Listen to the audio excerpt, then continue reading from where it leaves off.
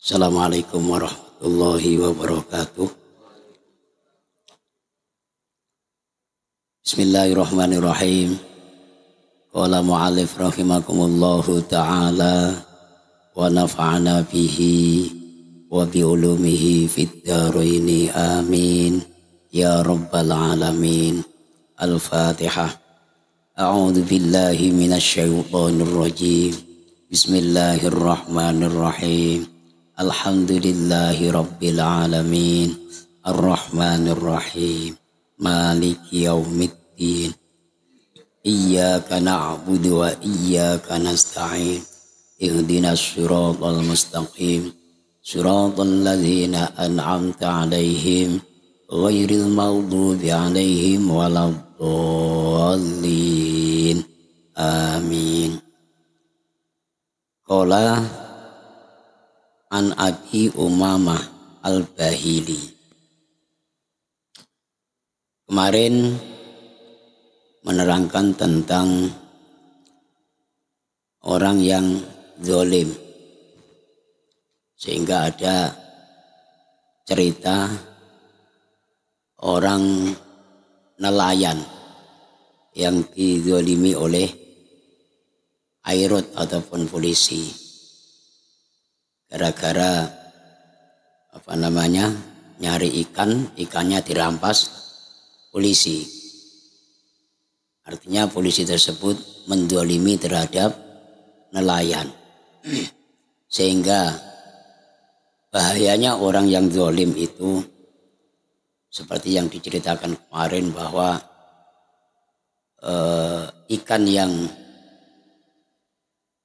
dirampas oleh airut ataupun oleh polisi laut tersebut, ketika mau digoreng, ya, itu tiba-tiba ikan menggigit polisinya tersebut, sehingga gara-gara itu menjadikan sebuah penyakit asbab gigitan ikan tersebut. Sebuah penyakit nggak sembuh-sembuh, sehingga dokter memutuskan kalau mau tidak merambat maka harus dipotong apa diamputasi. Tapi ternyata pada suatu ketika seorang polisi tersebut tidur mimpi ketemu salah satu orang yang memberikan petunjuk kepada airut tersebut. Wahai airut, kalau engkau pengen sembuh penyakitmu, maka datanglah kepada orang yang engkau zalimin, ya, yaitu berupa seorang nelayan. Sehingga akhirnya seorang nelayan tersebut dicari, ditemuin oleh airut tersebut, sehingga dengan ringkas cerita seorang airut tersebut memaafkan, juga dibayar mahal seorang nelayan tersebut memaafkan kepada airut tersebut, sehingga airut tersebut juga malah membayar mahal kepada seorang nelayan tersebut. Jab kabul selesai, akhirnya penyakit yang diderita oleh airut tersebut spontanitas sembuh dan tidak jadi dipotong tangannya. Nah, itu bahaya daripada orang yang menzalimi orang lain. Kemudian an Abi Umamah Al-Bahili, cerita dari Abi Umamah Al-Bahili radhiyallahu anhu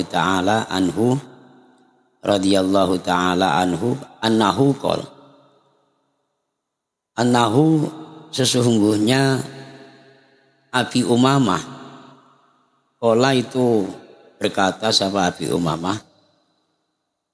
Perkataannya demikian.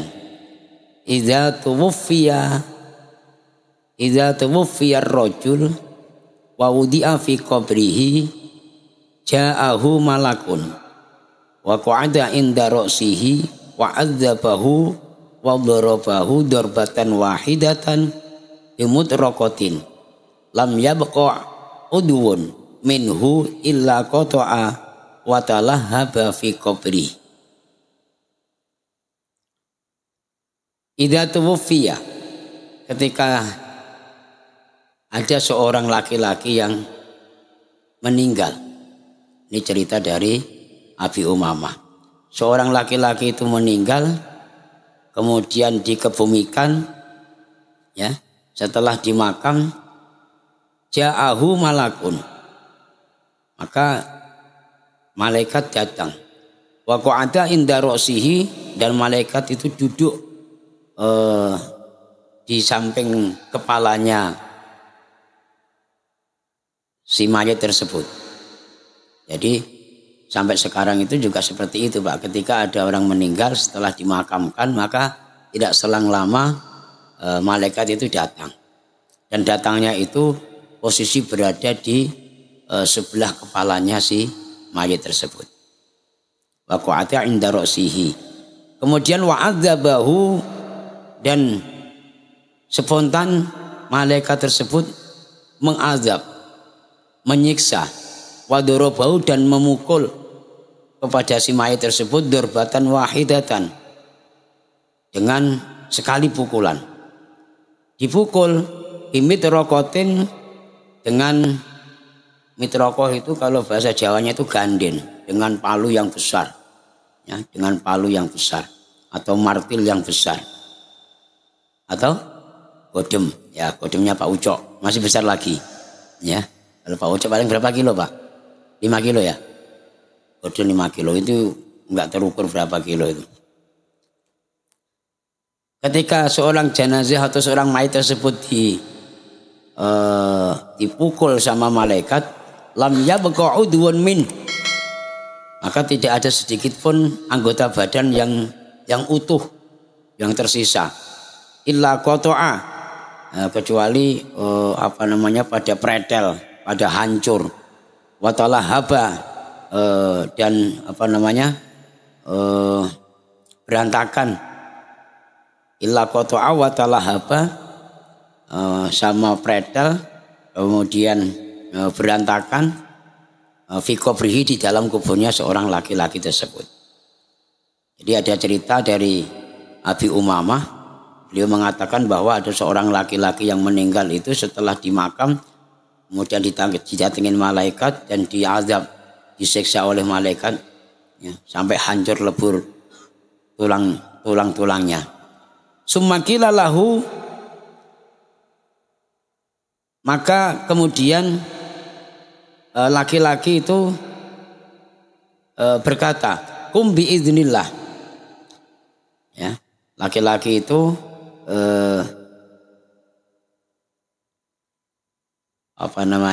ngomong, ya, atau ngucap, ya, ketika diberdirikan oleh Allah, fa idza huwa yaqumu mustawiyan fayasihu sayhatan yasma'uha ma bainas sama'i wal ard illal jin wal ins. Ketika seorang laki-laki tersebut dihancur leburkan oleh malaikat, maka suara itu gemuruh di dalam kubur itu, sehingga saking beratnya azabnya atau pensiksaannya oleh malaikat itu, suara tersebut bisa didengar antara langit dan bumi, ya. Langit dan bumi itu gemuruhnya mendengar semuanya. Yang tidak mendengar adalah ilal jin wal ins, kecuali jin dan manusia. Jadi azab ataupun siksaan oleh malaikat terhadap si laki-laki tersebut itu sangat dahsyat, sangat luar biasa. Cuma yaqulu, maka berbicara kepada malaikat sapa al mayyitu mayyit, ya, ngomong malaikat tersebut kepada mayit tersebut kepada malaikat, ya, bertanya, lima fa'alta hadza, kenapa malaikat engkau mengazab atau menyiksa aku seperti ini, ya. Kenapa, apa masalahnya, ya. Walimatu adzibuni, dan kenapa engkau menyiksa dan memukul-mukul tulang tubuhku sampai hancur lebur seperti ini. Wa ana aqimus shalah, sedangkan aku waktu di alam dunia itu juga sholat, nggak pernah aku meninggalkan sholat. Wa u'addi az-zakah, dan saya juga selama hidup di alam dunia itu juga mengeluarkan zakat. Minimal setahun sekali saya juga mengeluarkan zakat fitrah. Ketika aku lagi dapat tender, selesai tender itu saya hitung-hitung juga saya mengeluarkan zakat mal. Gak pernah aku tinggalkan itu. Wa asumu Ramadan, dan saya juga menjalankan puasa Ramadan. Setiap Ramadan saya tidak pernah meninggalkan puasa. Kenapa engkau mengadab, menyiksa aku seperti ini? Bapak-bapak yang dirahmati Allah Subhanahu wa taala, ternyata seperti ini jawaban seorang atau pertanyaan seorang mayit tersebut. Kita di alam dunia tidak pernah meninggalkan sholat, juga rajin mengeluarkan zakat, juga puasa di bulan suci Ramadan, ternyata juga masih diazab, disiksa oleh malaikat. Makanya bingung. Setahu saya dulu waktu saya di alam dunia itu, kalau kita mau sholat, kalau kita mau zakat, kita mau puasa, insya Allah besok di akhirat masuk surga loh, kata malaikat. Dan engkau tidak akan menyiksa saya seperti ini. Tapi kenapa?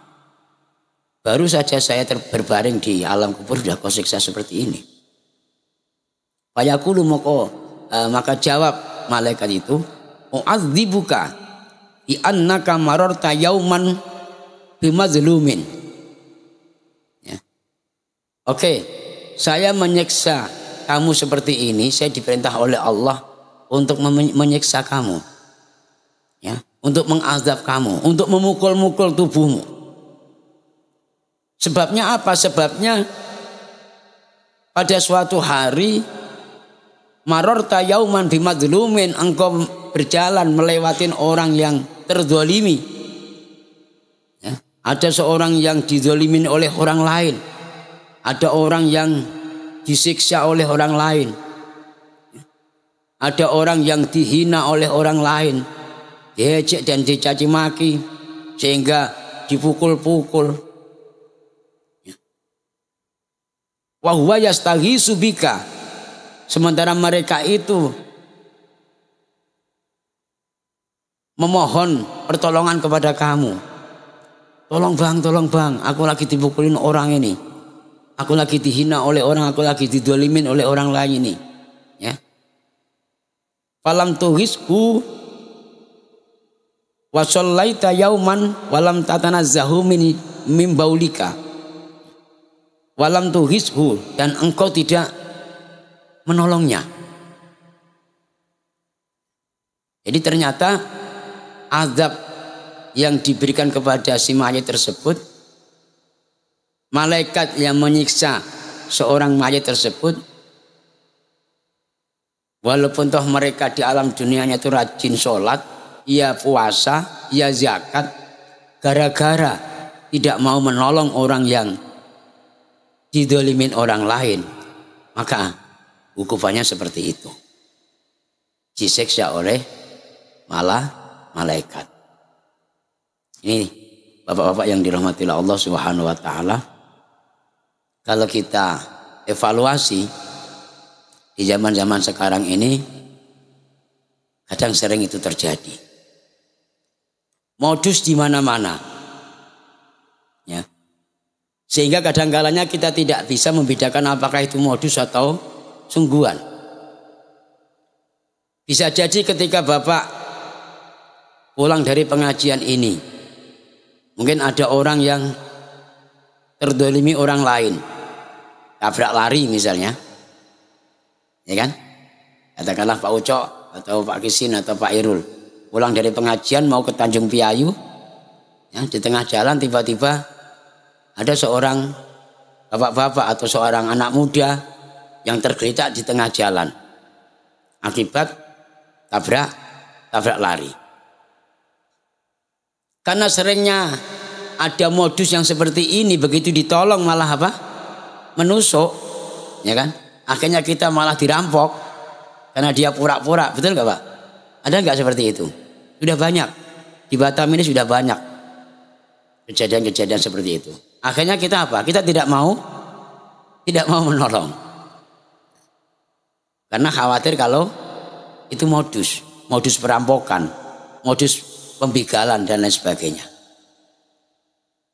Ya kalau betul-betul kita tahu apakah itu betul-betul modus atau tidak, mungkin Bisa jadi seperti itu. Tapi yang dikhawatirkan kalau memang seorang laki-laki ini betul-betul kejadian terdolimi oleh orang lain, ya, pulang kerja malam tiba-tiba ditabrak mobil. Setelah ditabrak mobil, yang punya mobil tersebut tidak tanggung jawab terus lari. Bisa dikatakan tabrak lari. Dia betul-betul butuh bantuan atau butuh pertolongan kita, terus kita tinggalkan dan kita tidak mau menolong. Apa akibatnya? Mungkin kita selamat dari fitnahan-fitnahan manusia, tapi azab kubur menantinya. Apa? Mudah nggak kira-kira, Pak? Sulit kita amalkan hal ini. Bagaimana tidak sulit? Sekarang yang jujur malah hancur. Udahlah, nggak usah ribet-ribet. Kalau ada orang kayak gitu-gitu di tengah jalan tuh biarin aja lah. Kalau seandainya kamu tolong, kamu nanti akan jadi saksi di kepolisian, gitu Pak. Ya kan? Setidak-tidaknya kamu tidak dirampok misalnya, karena di situ nggak ada orang satupun, kamu nanti akan dimintain penyaksian dari kepolisian. Ribet itu. Bisa-bisa malah kamu nanti jadi tersangka, ya kan? Ini bapak-bapak yang dirahmati oleh Allah Subhanahu Wa Taala. Nah, hanya gara-gara seperti itu saja kita terancam nanti di alam kubur, dinanti-nanti oleh malaikat dan akan disiksa oleh malaikat, sebagaimana seorang laki-laki yang meninggal tadi. Padahal dia juga sholat, dia juga zakat, dia juga puasa, tapi hanya kesalahan itu saja menjadikan itu siksaan daripada laki-laki tersebut. Nah, ini menjadikan sebuah pelajaran untuk kita semua. Bagaimana kalau menghadapi hal yang semacam ini?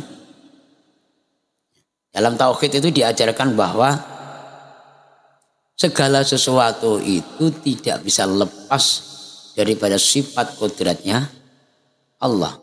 Segala sesuatu itu tidak bisa lepas daripada qada dan qadarnya Allah. Kadang-kala kita ini merekayasa diri kita sendiri tanpa disadari bahwa ini ada sebuah skenario daripada Allah Subhanahu Wa Taala. Ini sutradara dari Allah Subhanahu Wa Taala. Kita mau mengelak-ngelak. Pada prinsipnya kalau orang-orang salafun soleh, orang-orang yang taqarruban ilallah, yang keimanannya kuat, ketakwaannya kuat, itu rasa berserah diri, rasa tawakal terhadap Allah Subhanahu Wa Taala itu sangat kuat. Sekarang enggak. Sekarang tidak sedikit di antara manusia yang berketuhanan dengan akalnya. Ya, apa-apa itu akal sehat, akal sehat, akal sehat. Ya kalau pas sehat. Kalau pas sakit, sehat enggak akalnya? Ya. Akalnya juga ikut sakit, tidur aja terus jadinya kan sakit. Kalau pas kebetulan akalnya enggak fit juga. Akal itu bisa sehat, bisa sakit, bolak-balik.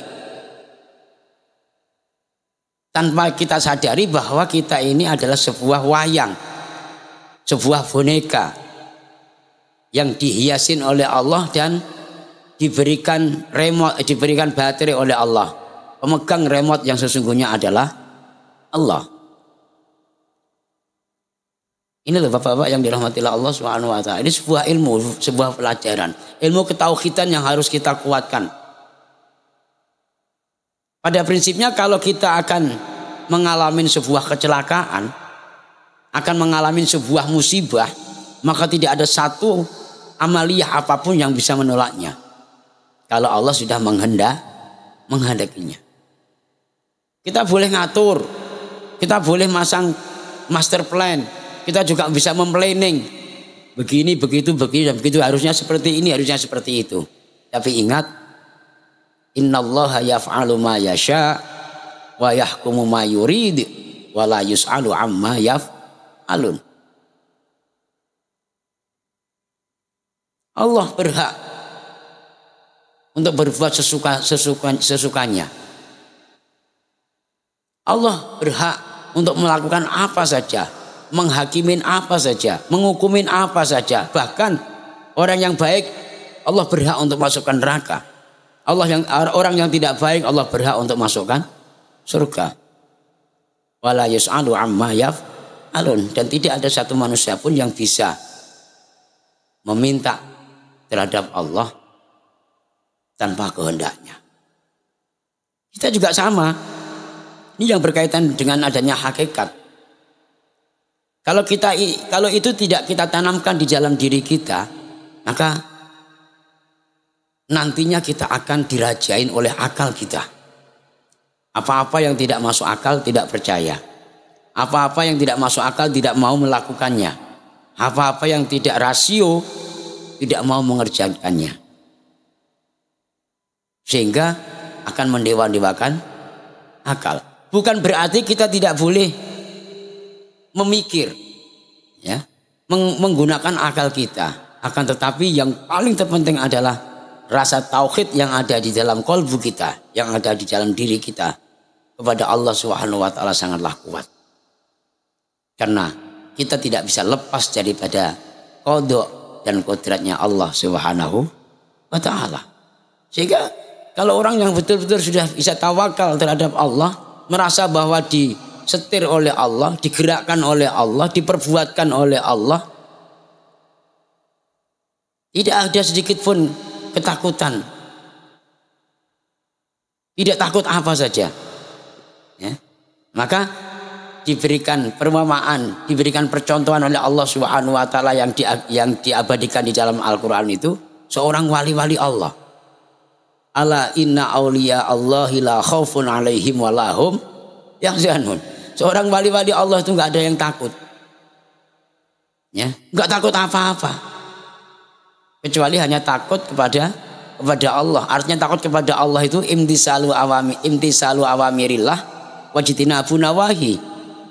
Berusaha menjalankan semua perintah-perintah Allah dan meninggalkan larangan-larangan Allah. Tidak ada sedikit pun ketakutan. Ada nggak yang takut hantu? Nah, berarti belum wali. Ada yang takut kuntilanak nggak? Ah, berarti belum wali itu berarti. Belum wali. Seorang wali itu tidak ada takut-takutnya. Ya. Kecuali takut kepada Allah. Apalagi cuma takut kepada hantu, makhluk halus atau gaib itu. Itu juga sama. Andai kata kita belum wali pun begitu juga. Kamu mau sembunyi di mana saja, mau di gedung, mau di rumah, mau ditungguin siapa saja. Tapi kalau Allah sudah menentukan bahwa kamu akan ditunjukkan makhluk halus atau makhluk atau gaib, kau akan ketakutan. Kau akan melihat. Tapi kamu di tempat sunyi pun, sendirian pun, kalau Allah tidak menggerakkan makhluk halus itu untuk menjelma, menemuin kamu juga tidak akan ketemu. Paham nggak? Terus apa yang kau takutkan? Biasa Pak Imad itu, ngapain orang takut-takut kayak macam nggak punya iman aja, lu kan gitu. Orang kuno zaman dulu kalau orang tua itu kalau nasihatin anak cucunya itu seperti itu, Pak. Nggak dalil-dalilan. Ngapain nak kamu takut juga macam nggak punya iman aja, lu kan gitu. Takut itu sama Allah. Bisa nggak kita realisasikan? Insya Allah belum. Tapi semua itu harus proses, harus latih. Kapan? Insya Allah. Ya, itu aja. Mudah-mudahan ada manfaatnya dan ada barokahnya. Amin ya rabbal alamin. Al-Fatihah. A'udzubillahi minasyaitonirrajim. Bismillahirrahmanirrahim. Alhamdulillahirabbil alamin. Arrahmanir rahim. Maliki yaumiddin. Iyyaka na'budu wa iyyaka nasta'in. Ihdinas siratal mustaqim. Siratal ladzina an'amta 'alaihim ghairil maghdubi 'alaihim waladdallin. Amin. Wa'alaikum warahmatullahi wabarakatuh.